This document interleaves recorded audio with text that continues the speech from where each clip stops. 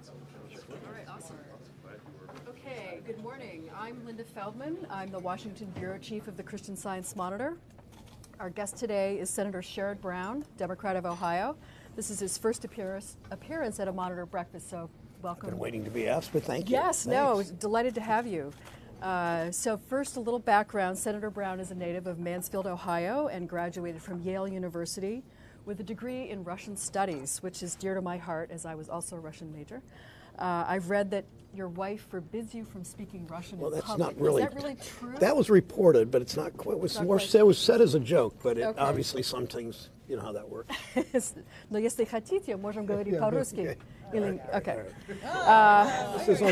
Sorry. This is exactly what I didn't want. This is sort of the whole point of Sorry. that. Sorry to ambush you like that. Okay. And so in 1974, the senator became the youngest person ever elected to the Ohio House and has been climbing the ladder in politics ever since, serving as Ohio Secretary of State, then representing Ohio's 13th Congressional District, and finally representing the state of Ohio in the Senate. Senator Brown is married to journalist and Pulitzer Prize-winning columnist Connie Schultz. They live in Cleveland and have 4 children and 7 grandchildren. I hope I have that right. Okay. He joins us today partway through his listening tour. Actually, I'm going to pass. Thank you. Okay, I'm sorry. No problem. Partway through a listening tour of early primary states where he's been speaking on the dignity of work. Now for the ground rules. We're on the record. Please, no live blogging or tweeting. In short, no filing of any kind while the breakfast is underway. And once the session ends at 9 a.m., there's no embargo, so file away. We will email pictures from this breakfast to all reporters here as soon as the breakfast ends. And as you know, if you'd like to ask a question, just wave at me and I will call on as many of you as time permits. Now, Senator Brown, if you'd like to make brief opening remarks, the floor is yours. Sure, thanks, Simon. Thank you. It's an honor to be here, and excuse me, I'm grateful. Thank you. Last night you saw again at a Trump rally another attack on a camera person or a reporter at BBC. I don't know if you all saw that, but it was fairly prominent in the news today. A BBC cameraman was attacked. It's become too par for the course. As you know, this is just it's. We all think about. I talk about this at home a lot with my wife about what's happening in this country, and it's important that the president, at some point sooner rather than later, goes on television, not just tweets, but goes on television and says there is that reporters and journalists are not enemies of the people, and that in fact he should call off his supporters who are doing those kinds of things, call them out and ask them to stop. We all are concerned that there will be something worse happening at some time in the future. And I'm sorry. Mint, can I have some coffee or something? Is it? Oh, thanks. Sure. Thank you. Thanks. Many of my rallies in Ohio in the 2018 campaign, and some of you were there. I would often thank reporters for the work they do. And one particularly notable, the first time I did it, I was at a big rally in Parma, Ohio, maybe 400 people, a sort of conservative Democratic suburb. It's sort of the Macomb County, Michigan sort of construct that journalists like to talk about. And there were maybe 300 or 400 people there in the back. There were the risers with TV, radio, newspaper, print people. And I just, in the middle of the rally, said, I believe that the job of journalism is to comfort the afflicted and afflict the comfortable, and that journalists play an important role, and they are not enemies of the people. And the group as a whole, these people at a Democratic rally turned around and gave a standing ovation to the journalists, something you would never see at a Republican rally, at a Trump rally. And I think it's important to note that, and I think it's important to call on the president to stop the encouraging of violence at these rallies. That aside, let me talk substance about a couple of issues.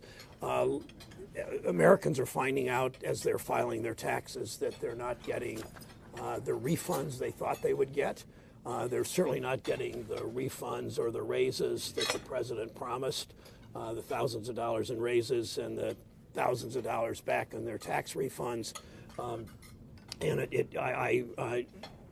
I think it's important, like right now, to throw out the Trump tax bill and to pass my Patriot Corporation Act. My Patriot Corporation Act does a very simple thing. It simply says that if you pay good wages and you provide good benefits, and you do your production in the United States of America, you get a lower tax rate. On the other hand, if you're a big company where the executives are making millions and thousands of their employees are eligible and receiving or making $8, $10, $12, $15 an hour and getting earned income tax credit, Section 8 housing, food stamps, Medicaid, that those companies pay a corporate freeloader fee, that those companies pay money back to reimbursing, in essence, essentially reimbursing taxpayers for the cost, for the subsidy of those companies' own employees. Third bill that I've worked on for some time is our expansion of the Earned Income Tax Credit. It was my legislation, the Senate, Leader Pelosi's work in the House that enlarged and expanded to more people and increased the Earned Income Tax Credit and the Child Tax Credit back in 2015. In the midst of a Republican control of the House and Senate, we got President Obama to agree to issue a veto threat, and we were able to pass what was maybe the greatest anti-poverty measure, except for the Affordable Care Act in 20 years. It was called that. And also to expand the ITC and expand the CTC. That bill will be introduced next week. The ITC bill is introduced. It basically doubles the ITC. It also does something that is really important to a low-income family, and you can see the importance of that from the government shutdown this year. Not just the 800,000 federal workers affected, but the contract employees, the contract workers making $10, $12 an hour, and that whole issue. But if you're eligible for the Earned Income Tax Credit, you can get a $500 advance on that Earned Income Tax Credit once a year.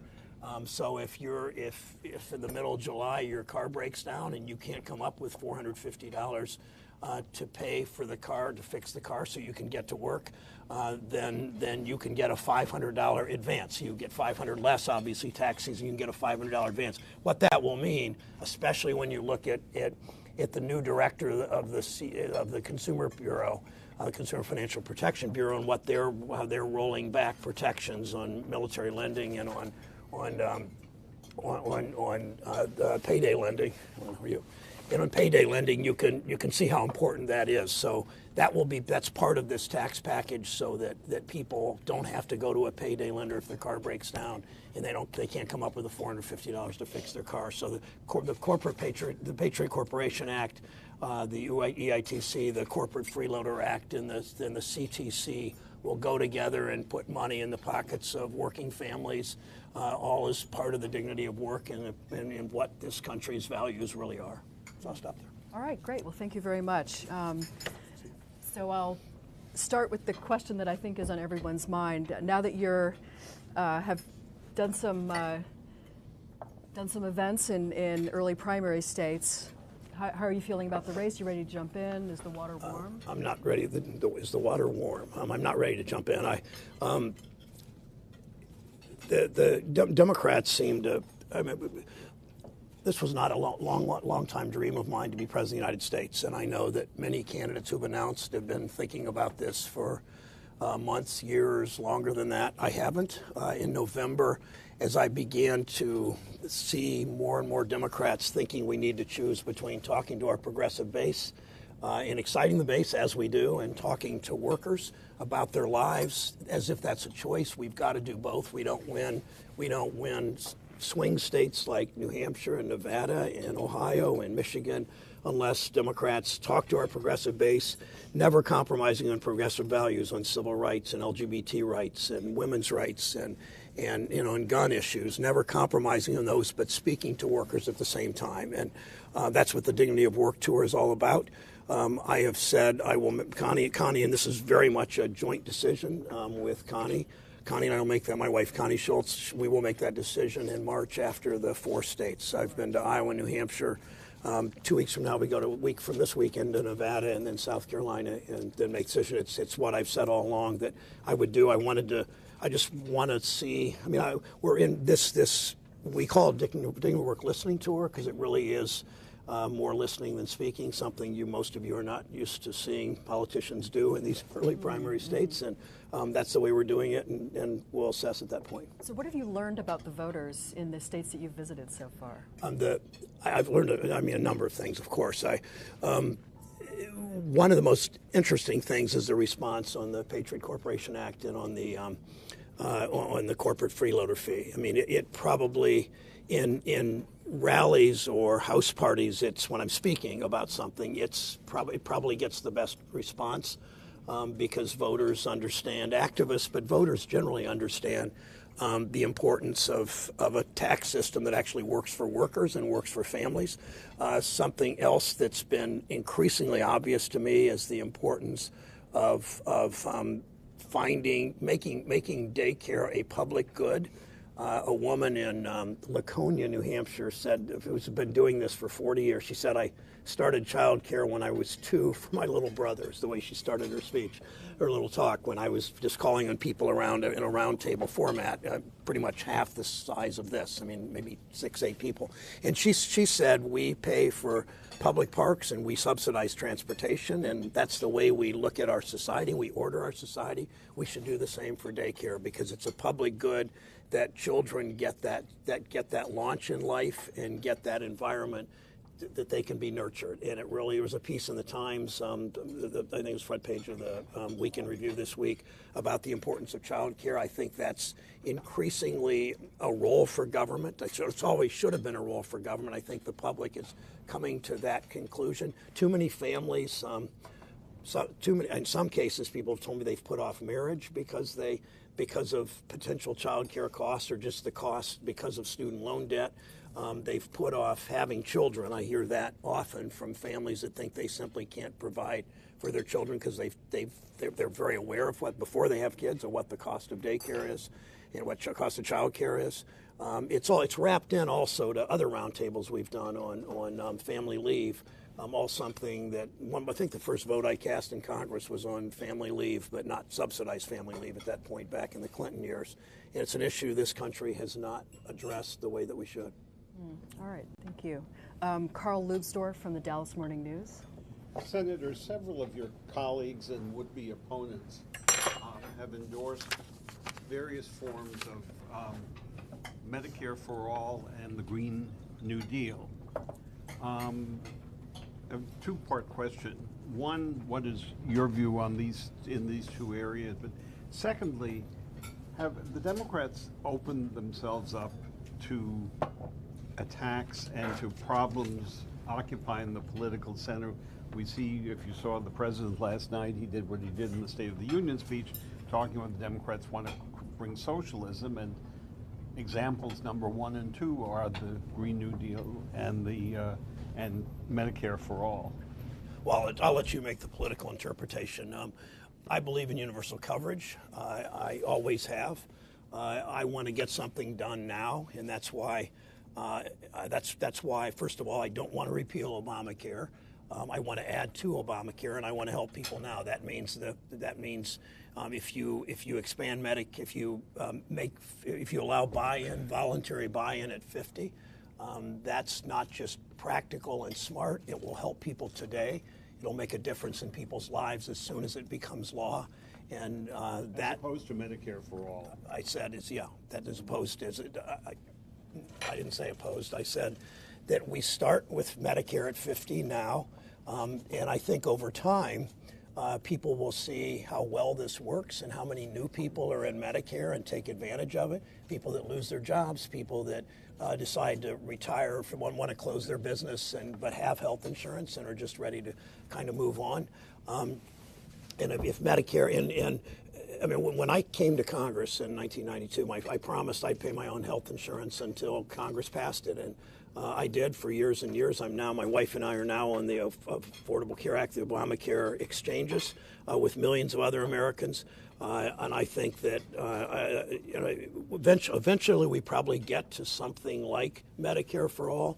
But we start by expanding it and helping people now. It will make a huge difference in people's lives. and the Green New Deal? It's the climate change is the most important issue of one of the most important moral issues of our times. We should be much more aggressive. We have a president and a whole political party that's co-opted by the oil industry, by the Koch brothers, by the fossil fuel industry. Most Republicans won't even stand up and say that climate change is real and in part human-induced, or at least many leading Republicans, including the president. And we've got to aggressively, I support a Green New Deal,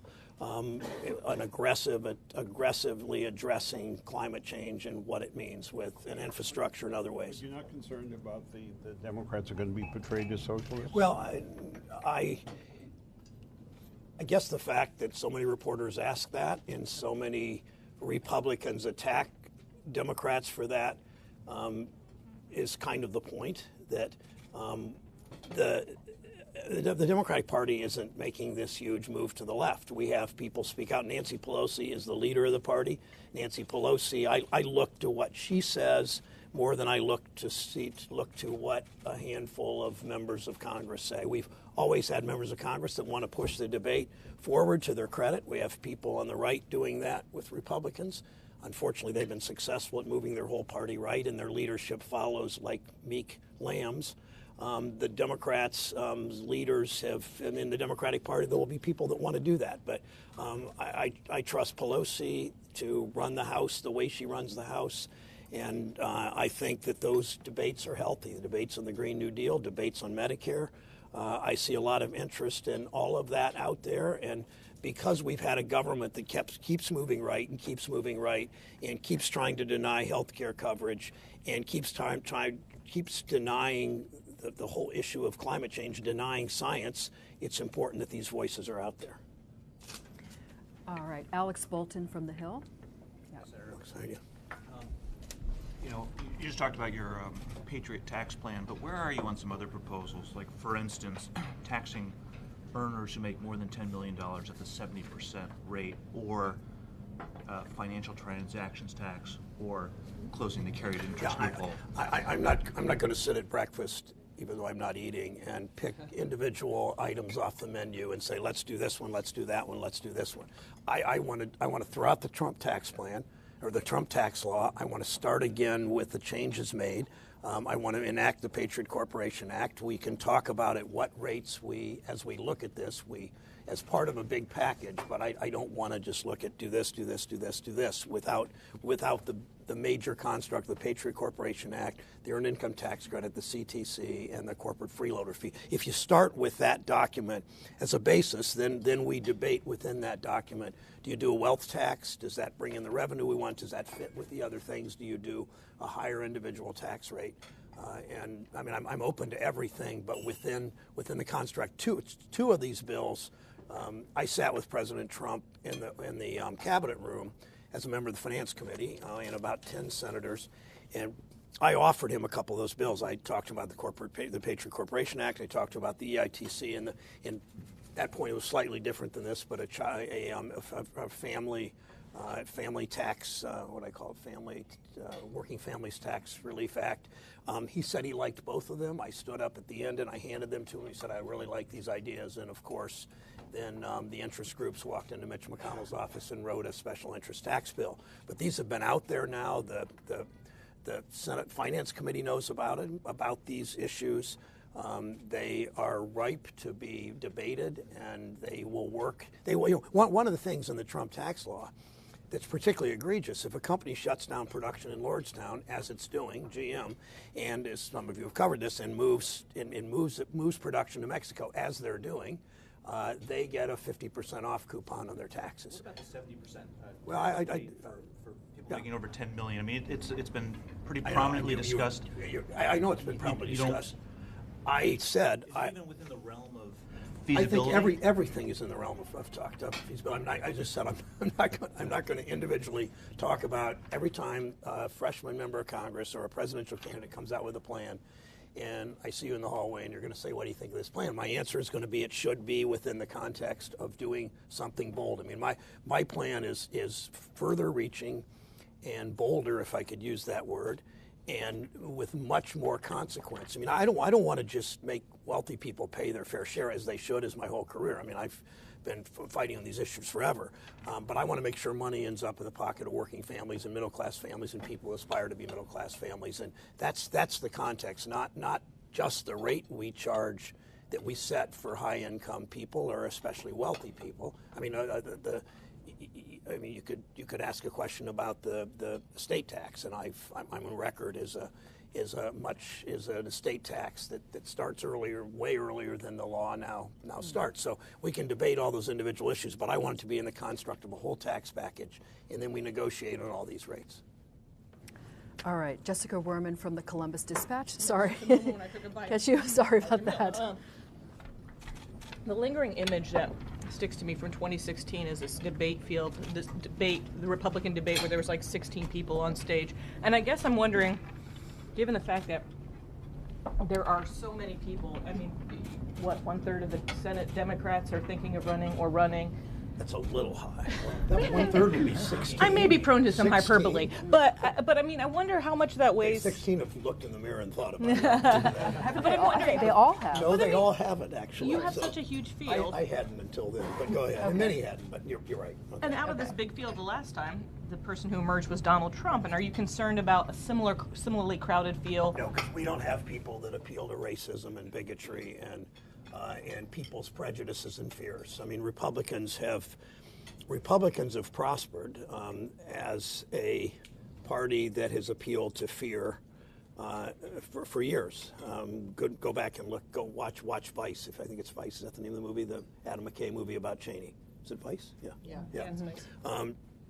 And I mean, the appeals to fear are always sort of behind the man behind the screen, or so now the man in front of the screen.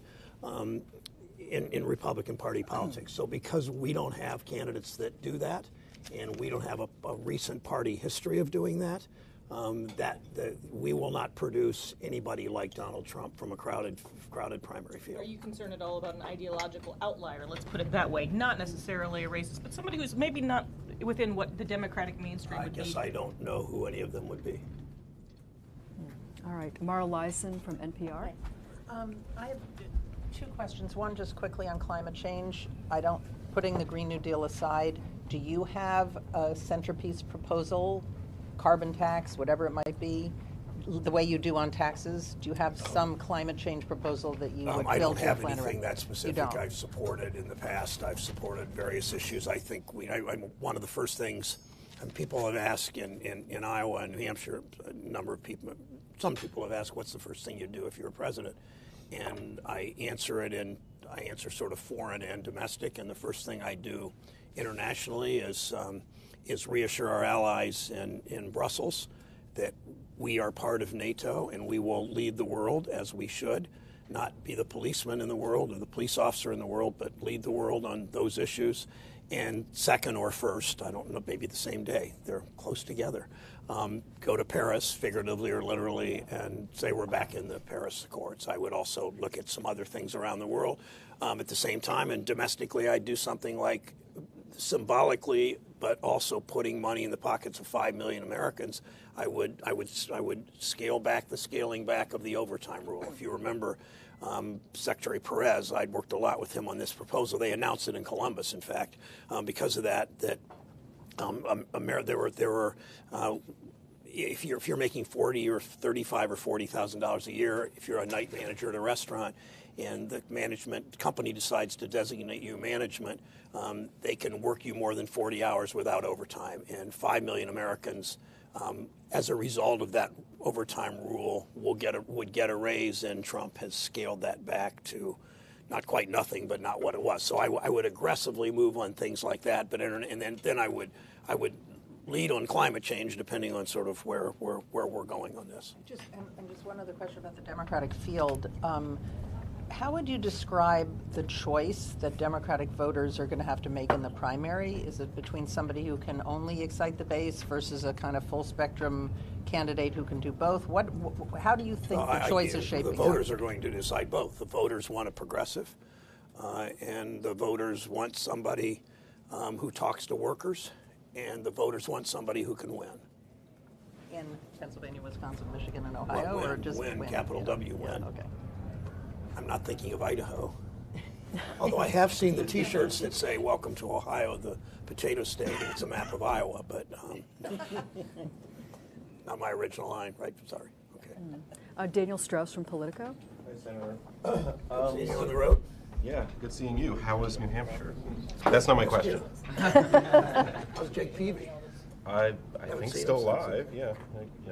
So I wanted to ask you about, you got a little attention when you called President Trump a racist the other day, and I was wondering if you could describe sort of the response you got, anything along those lines, or back that. Yeah, there's not much to say. He is. He's, I don't know what's in his heart. I don't usually know what's in his mind. But I know that he has done racist things in his career, starting with, at least documented, starting with the Nixon Justice Department going after him in him and his dad in his housing his housing career, his housing business, what he did with Central Park joggers. I could list all of them. There's no reason to do that. America recognizes that. After I said it, some people just yawned and said, we already knew that. Some people thanked me for speaking out. A few people, said, who are you to judge? But it's clear from his behavior, he's very happy to play to racism and bigotry. He's on trade issues. He plays to anti-immigrant fervor. He plays worker off of worker. I'd answer better this way, Dan, that some people call Trump a populist. Populists are never racist. Populists are never anti-Semitic. Populists don't engage in hate speech. Populists don't give tax cuts to rich people. Populism populists don't play off American workers against Mexican workers. Fundamentally, his trade policy and his foreign policy and his immigration policy and his domestic policy are always dividing to distract. And you divide people and then you forget about all the indictments. It pushes aside all the indictments in his immediate political and government operation. You attack people and people forget about how he shut the government down. That's the way he plays. That's how he will continue to play. And I would just put it this way, that the President of the United States make more news. The President of the United States is a bully. And in the end, all bullies are cowards. And that's the way he plays. That's the way he practices.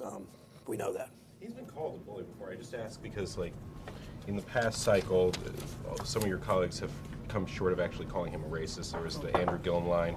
I'm not saying he's a racist. I'm saying his supporters are racist. I didn't say that. I'm not saying his supporters are racist. Mm-hmm. I know many of his supporters, and I know many of his supporters are not racist.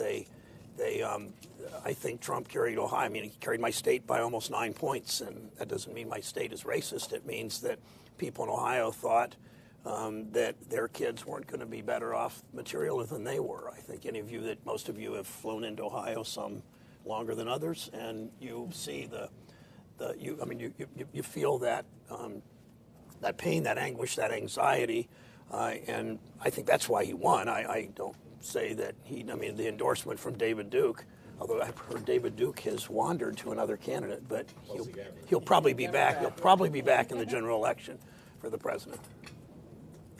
Reed Epstein, Wall Street Journal. Hi, Senator. So I think everybody appreciates your comments about journalists, and given that, I'm not going to let you get away with weaseling out of the Green New Deal answer that you gave to Carl. You said you support a Green New Deal. There's a specific piece of legislation that a handful of your Senate colleagues... I'm not going to... Okay, there are going to be all kinds of specific pieces of legislation on all kinds of issues coming out of a very energized new group of members of Congress. And that will continue for the next year. And there will be all kinds of bills sponsored by individual presidential candidates, or offered, if not sponsored, suggested or proposed. I'm not going to take a position on every bill that's coming out. I support a Green New Deal. I think we need to aggressively support climate change. And That's my answer. So, I mean, a half dozen of your colleagues who are running for president. Well, a half dozen of my colleagues have also said that they support, have co-sponsored the Medicare for All, and I want to get something done for people now. I'm a progressive. I will stand if I'm run. I will be on that stage. I will be the only Democrat on that stage that voted against the Iraq War. I'll be the only Democrat on that stage that supported marriage equality for 20 years. I'll be the only Democrat on that stage that opposed NAFTA. I'll be the only person on that stage that has a long lifetime record of an F from the NRA. So I don't need to co-sponsor every bill that others think they need to co-sponsor to show my progressive politics. The difference, if I get in this race, is that I will speak to workers, and I will, and when I say workers, it's understanding always that the challenges for women and people of color are greater in the workplace than overall workers, and I will continue the fight on those issues. Do you view that piece of legislation as a set of goals, or do you view it I don't. You're also going to ask me in these formats or throughout the campaign to be conversant with every single proposal out there and analyze it. I haven't.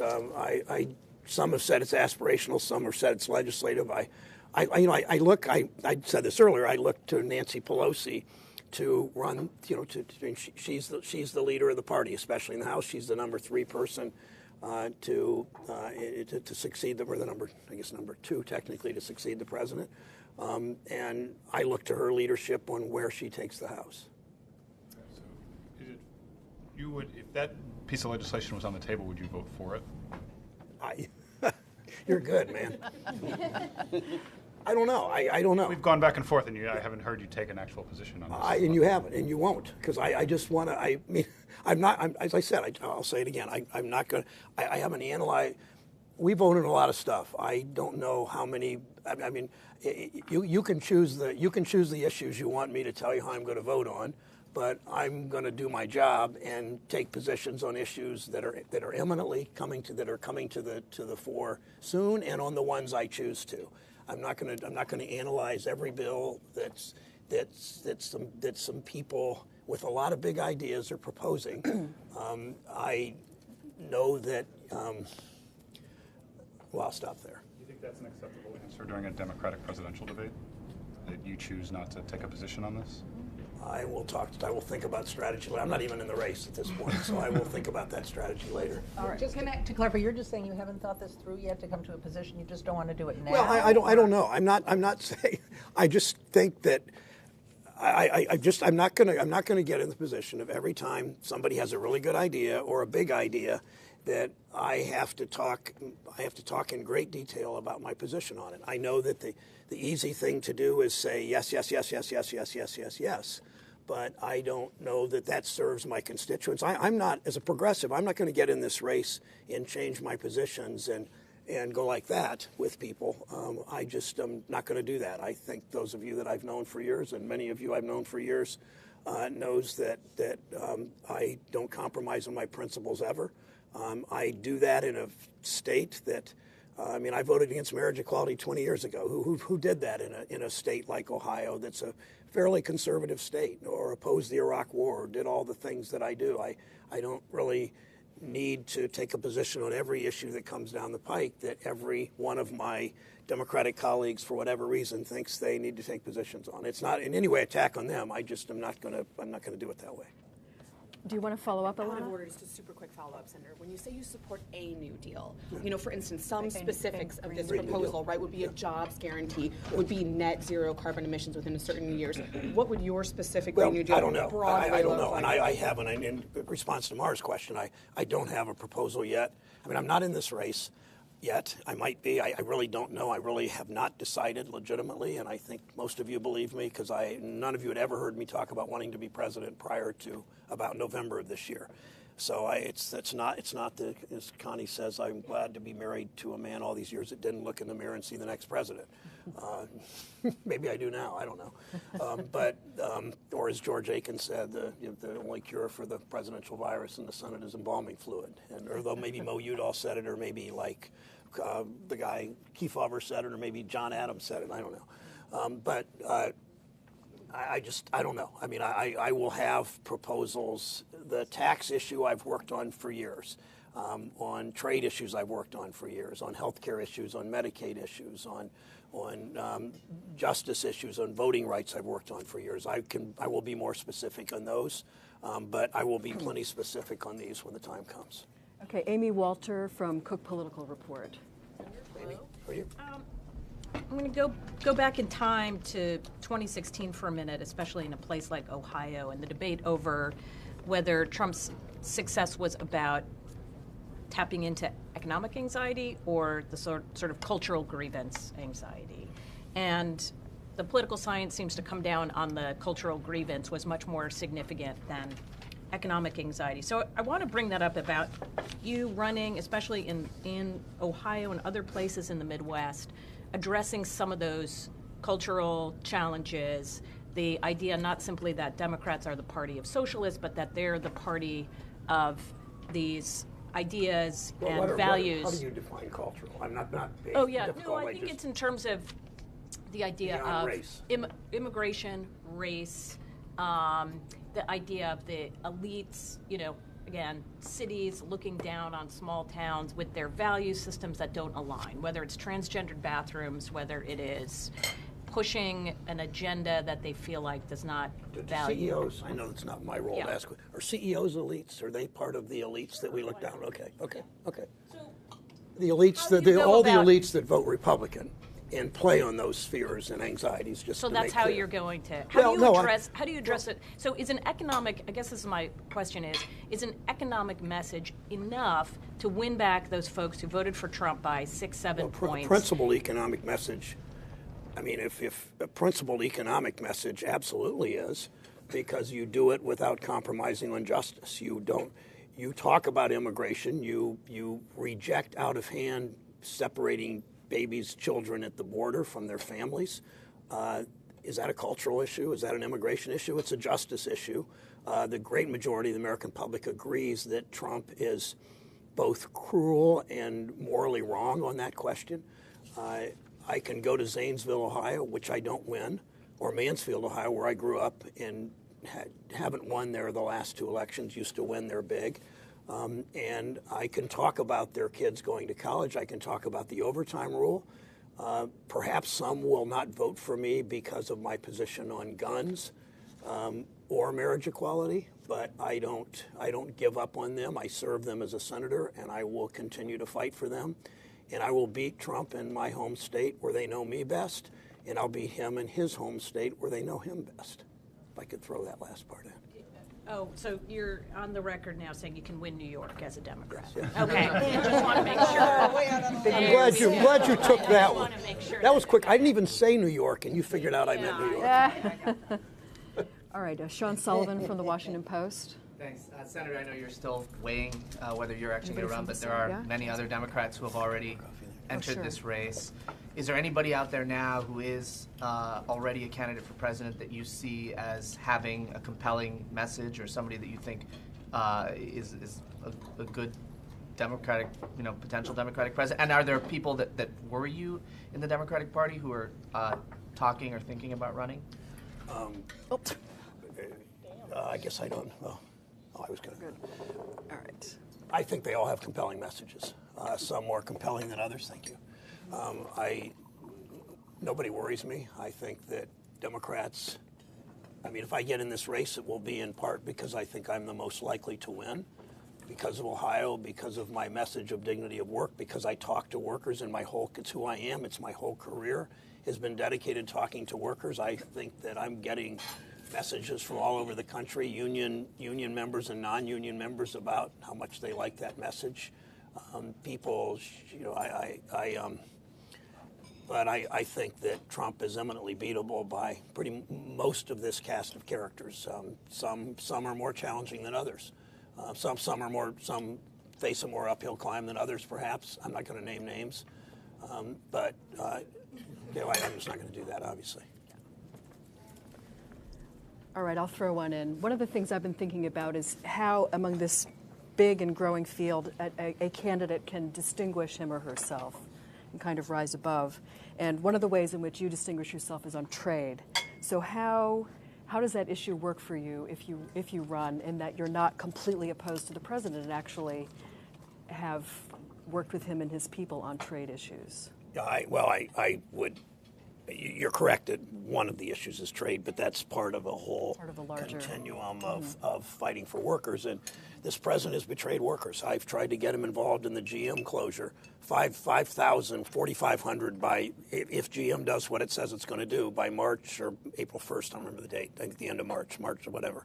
4,500 workers will have lost their jobs in a community of 400,000. That doesn't count the 5,000 component manufacturers that are in the region, and then the diners and the hardware stores and the teacher layoffs as the tax base shrinks and all of those things. So the president has betrayed workers almost every day of his presidency, and I will make that case. Trade, even on trade, he's not done what he said he'd do.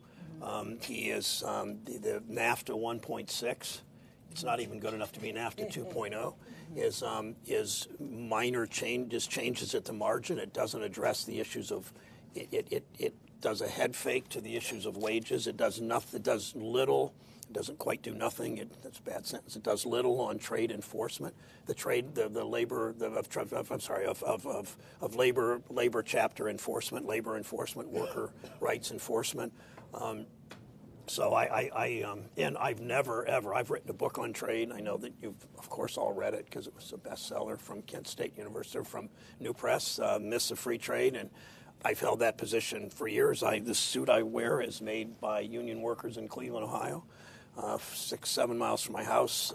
It's who I am and what I'll fight for. And you've never heard me play off foreign workers against American workers. You've never heard me appeal to race on trade. So while the president comes down in some ways the same place I do, in some cases, underlying it is something very different. Do you have a good working relationship with the president's people on trade? I have a great working relationship with Lighthizer. I have a bit of a working relationship with Ross and Navarro. I've spoken with the president about trade a number of times. He's called me. I've called him on these issues, so the relationship. I mean, for me, it's always whom you fight for and what you fight against. I don't make it personal with my colleagues when I disagree with them, and I'll continue to work with the president on any of these issues. That's why I tried to get him to move on the Patriot Corporation Act. It's why I've tried to, and he said he would, and then he changed his mind, or his staff changed his mind the next day when I asked him to eliminate the thing in the provision in his tax law that he at the time in the conversation didn't really know it was in his bill, with a 50% off your taxes coupon to move overseas. And that's so I'll work with him on all those issues. So, no, I was just curious, in terms of your working relationship, say, with Mr. Lighthizer, what does that mean exactly? What do you, how often do you talk to him? Well, it means that we talked, at one point, we were talking at least once a month for the first year and a half of his being. I sat with him at the finance committee. He's from my wife's hometown of Ashtabula, Ohio. And so I've known him a little bit because of that, but I've known him on trade law issues. I sat with him and Bob Dole and Rob Portman in the finance committee. He used to work for Dole as a staff. I think he might have been staff director. I'm not sure. I talked to him monthly in the first few months. I talked to him weekly as NAFTA negotiations got more intense. I talked with him daily almost, and for periods of time. We haven't talked as much since the agreement has fallen so short on labor enforcement. The agreement meaning? The NAFTA 1.6. Okay. And that's because he thinks that he's done the best he can, and I assume he has, but it's just simply not good enough for most Democrats, if not almost all of us. It's not good enough for labor. It doesn't work. It's not good enough for organized labor. It doesn't work for workers. It doesn't work for Mexican workers, in my mind. I'll tell you a real quick story. After NAFTA passed, and I led the opposition among the freshman class against NAFTA in my first year in Congress. 5 years later, I went to the Mexican border. I flew to Texas, and I went, I think, to Mexico. I don't remember where I went, but went across the border, and I went to a Mexican auto plant that looked just like an American. It looked like an auto plant in Cleveland, except it was newer. It was modern. The floors were clean. The workers were working hard. The technology was up to date. There was one difference between the Cleveland auto plant and the Mexican auto plant, and the difference was the Mexican auto plant didn't have a parking lot. So the purpose of trade policy is so that workers all over the world can build a middle-class lifestyle and buy the products they make. And if workers can buy the products they make, then everybody does better. American workers do better, those workers do better. But if you have a trade policy that keeps wages low, as NAFTA 1.6 does, keeps wages low, continues to exploit foreign workers, hurts American workers because it, particularly on top of, well, particularly because of the president's tax law to give the 50% off coupon, we never build what we need to in an economy around the world. Now, I'll just, one more point I'll say about it. Most Americans agree that capitalism works. It brings a dynamism to our economy and a prosperity to people, but you need rules. You need consumer protections, you need environmental laws, you need worker protection laws, right? We should practice the same internationally on trade, and it's always puzzled me that Democratic presidents, most Democrats don't do this anymore, but Democratic presidents in the past have not really believed that with trade laws, we should have those built-in consumer protections, worker protections, environmental protections. That's where we've fallen short. If we'd done it the same construct as we did our domestic economy, there'd be a lot more manufacturing jobs in our country because, in part, we'd be exporting to those countries that could afford to buy things. Hey, did you want to follow up, Amy? I just want to follow up. So is your suggestion then that this NAFTA, whatever you want, 1.6, 2.0, USMC, is going to fail in Congress? That there will not be a new NAFTA I don't deal see evidence that it's going to pass. I won't predict it's going to fail because I don't know what Republicans are going to do. I know that there are a few Democrats in the Senate that support it. I believe by talking to a couple of House people, private conversation, I can't give names, but people whom I trust, that it's a big uphill fight in the House too. And labor is overwhelmingly against it still. I've worked with labor. I talk to them regularly about getting in one place so we really can get a good agreement. I wanted to get to yes, and Lighthizer knows that. I've spent a lot of time on this. I've spent more time. I would be 95% certain I've talked to Lighthizer more than any other member of the House or Senate. I can't prove that, of course, but I think that's true. And I haven't put this kind of time in to plan to vote no. I want to get to yes. I still want to get to yes. I told Lighthizer in a closed-door meeting of Finance Committee, both parties last week, I want to get to yes. But I need a strong labor enforcement chapter or labor enforcement language, and it's not there. How worried are you that the president is going to say, I'm pulling out of NAFTA, and you get this or you get nothing? You get 2.0 or you get nothing? That would be really stupid. All right, I'm going to turn to the other side of the table here. Jasmine Wright from CNN. So one of your fellow Midwestern colleagues has now entered the race, Amy Klobuchar, and she touts and others argue for her that she would kind of, through her Midwestern grit, right, she would be able to appeal to blue-collar workers, appeal to white-collar workers, appeal to anti-Trump Republicans, and kind of coalesce this group that of people throughout the Midwest, and she would be able to be competitive in states like Ohio and some other states around the Midwest. So I'm wondering if she is already in the race and she would be competitive with labor and workers and all these things that you are kind of laying down or laying the bare bones with your Dignity of Work tour, what would differentiate your possible candidacy from hers? And if she's already in the race and she's ticking off all these, Midwestern grit boxes, why would you then get in the race? Well, I don't know. I will calculate all that, but I like Amy. I think Amy brings something. Everybody brings something to the table. That's not in any way to diminish her. She brings something to the table a little different and differently from the others, perhaps because of where she's from. She's had a lot of electoral success in a state. I don't really count Minnesota as a swing state because it's gone with the Democrat for president more than any state in the country in the last. But they almost voted for Trump. Well, but they didn't. They came really They close. almost did, but they didn't. But so I just don't think. If Minnesota's a swing state, we lose. And we didn't. It was almost a swing state, and we lost. So okay, but I think she brings something. She's a Midwesterner. She's clearly has a Midwestern aura about her, and she can bring a strength that others might have. Others bring. Others that are more progressive in their demeanor and their language bring something else. So I'm not going to go over. I'm just not going to go over in our calculations. Well, this person, this person, this person, this person. I'm just going to, when the time comes and we've kind of digested all this, and I'm not. I mean, don't mistake my deliberativeness for weakness or reluctance. It really is a deliberative process in my mind because I never thought I would be doing this. And to want to be the leader of the free world is a lot of self-examination and talking to family and talking to friends and thinking this through and imagining yourself in that job and all the things that you need to do if you're going to step up. And as I said, I only started that process in November, not 14 Novembers ago. And so I just don't know. Jen Bendry from Huffington Post. Jen, how are you? I'm all right. How you doing? Good. So when Hillary Clinton ran in 2016, she was relentlessly critiqued about her voice.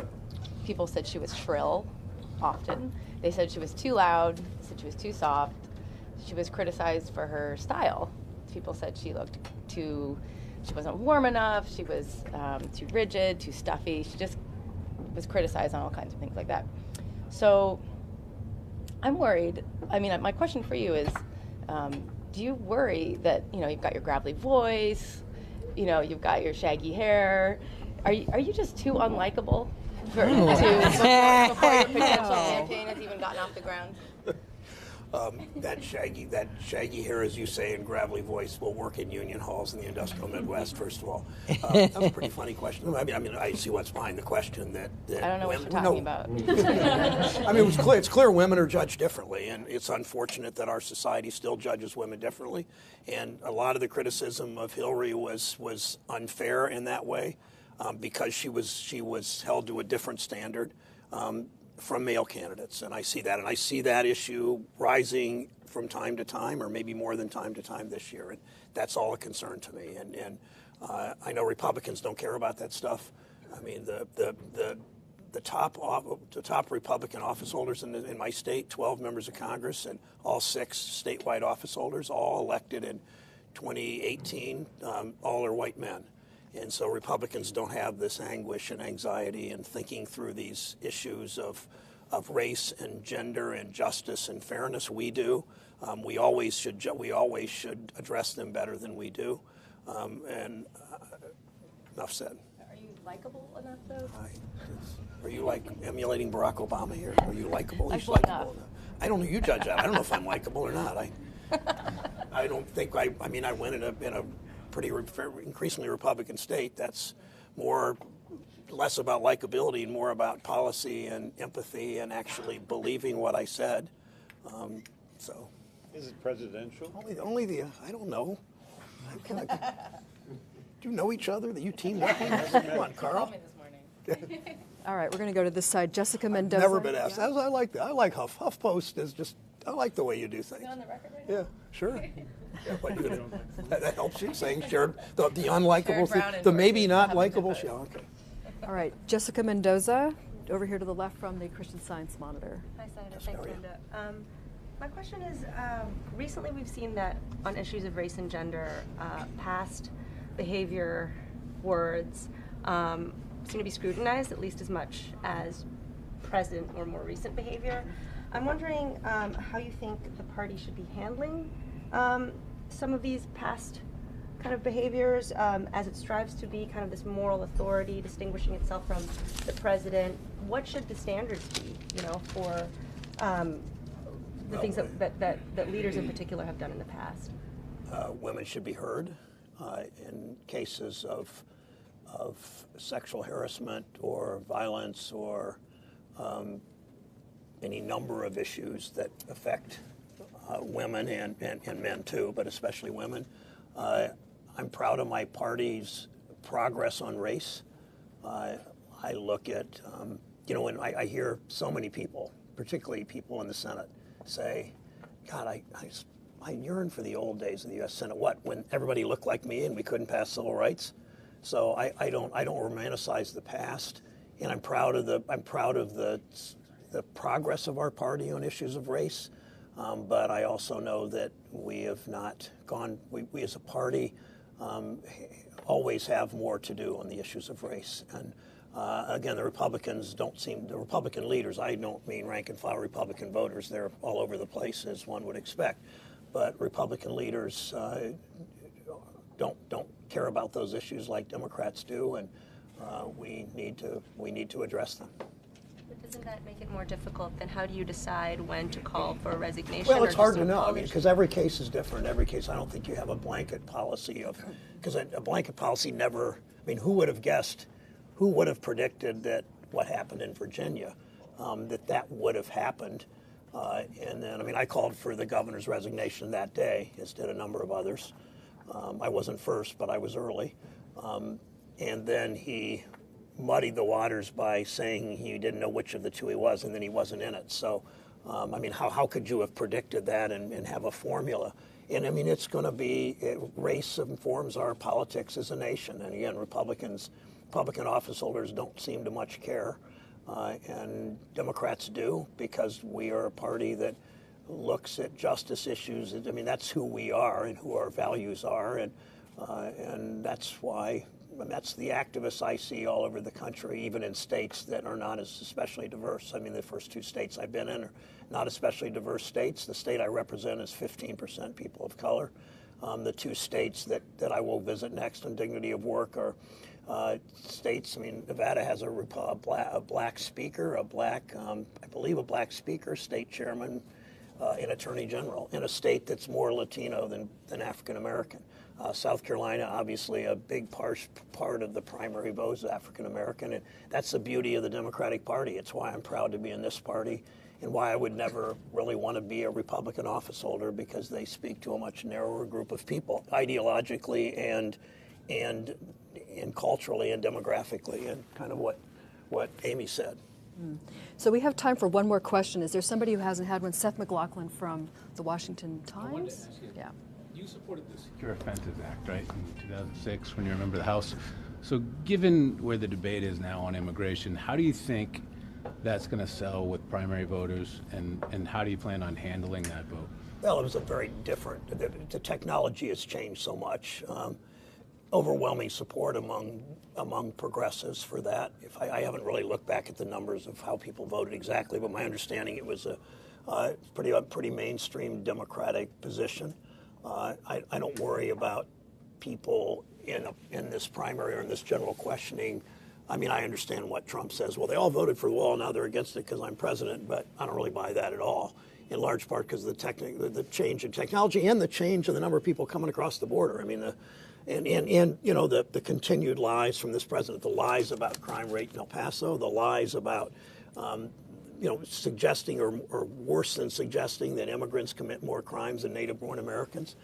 I mean, it's important. I'm not lecturing to all of you, but it's so important that you all, because you comfort the afflicted and afflict the comfortable. And sorry to use that term, I learned that in Sunday school. That you keep calling him out when he lies about immigration and lies about race and does what he does. All right. Well, let's see. We have 1 minute. Do you go to church? You mentioned Sunday school. My faith is very important to me, and I'll tell you one real quick thing. Can I say? Because Sure. I say okay. I'm Matthew 25. I quote Scripture more than I ever did in my life in the last couple of years because I've thought about a lot of things. I quote Lincoln more and Scripture more. And in Matthew 25, you all know Matthew 25. When I was hungry, you fed me. When I was thirsty, you gave me drink. What you did for the least of these, you did for me. You all know that, right? But I thought that Muhammad or Jesus or Moses or Maimonides, they would not have thought, they would not have said least of these, that Carl is worth less than just. They just wouldn't have, they wouldn't. And so I found a different translation from a UCC minister who is my wife, the wife of my wife's best friend, Jackie, who saw a Bible, a translation called the Poverty and Justice Bible, and it says, when you're hungry, you fed me, when you're thirsty, you gave me drink, when I was a stranger, you welcomed me. What you did for those who seem less important, you did for me, as opposed to the least of these. And I looked at the Greek translation. I don't know enough to understand that part, but it really, it shows, sort of Tolstoy said that, if I get this right, in the resurrection, he talked about the religious feeling of the universality and the egalitarianism of human beings, of the human spirit, and I think it really informs the way I look at the world. That people really are equal and people should have equal chance and opportunity, and that's increasingly informed my politics. All right. Well, I'm glad we ended on Tolstoy. Thanks. All right. Well, thank you so much for coming. That ends our See you hour. all. Thank you. And I hope Thanks. you'll come again. Okay, I will. Thanks. Anyone who quotes Tolstoy's got to be likable. So do you find, after we're done now, do you find me that unlikable? That's so interesting. I didn't say you were I know you unlikable. didn't, I but you just wondered kept if you saying it. worried Carl. about your likability. I don't, I do, now I do. I always thought I was I kind of don't likable guy. associate myself. Why would you link voice and appearance to likability? I Because have they no do with idea Hillary, why anyone apparently. would do that. Why would anyone Almost do as that? if that's never happened That's kind of before. the point. Take somebody from, didn't you see anybody from the Dallas paper doing that, do you? Right. Or from the Examiner, or even the Christian Science Monitor, but HuffPost there. Can I grab some fruit? Don't. Can I reach out? I mean, if you want to lift it, but okay. Way to go, Mark. Teamwork. Public radio is just full service all the time. Maybe a plate too. I don't, yeah, I was going to take. I was waiting.